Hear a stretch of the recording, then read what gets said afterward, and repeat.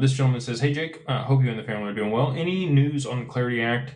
Also the Bank of Japan rate hike." So we've been over both of these, but I'll touch on them again. Appreciate the super chat. So Clarity Act, it seems like things are progressing. I mean, I'm hearing a lot of good things out of Capitol Hill. Patrick Witt said before Easter is what he was optimistic for. You've had Brad Garlinghouse also coming out today saying that there's a lot of traction for Clarity.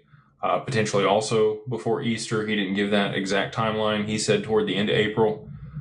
If they don't get it passed here in the next 30 to 40 days, I don't know that they're going to.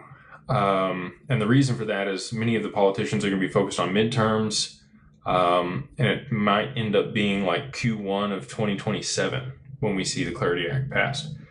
Now, the SEC and the CFTC are working together to be able to provide guidance for digital assets, and I do think that the banks and institutions just need that. They will be fine to be able to move forward with the guidance from both of those regulatory bodies, irrespective of the Clarity Act.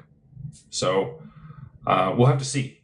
I don't know if it's going to pass or not. When I was on Capitol Hill last year advocating for the Clarity Act and the Genius Act, when the Genius Act was passed in the middle of the summer, many of the politicians, men and women, said that the Clarity Act was going to be pushed to 2026. And I said that the whole year.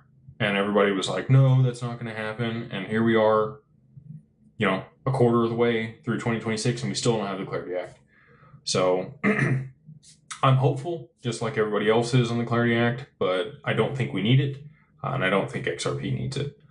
And then as far as the rate hike from the Bank of Japan, at some point, we're starting to see more credit funds halt and limit withdrawals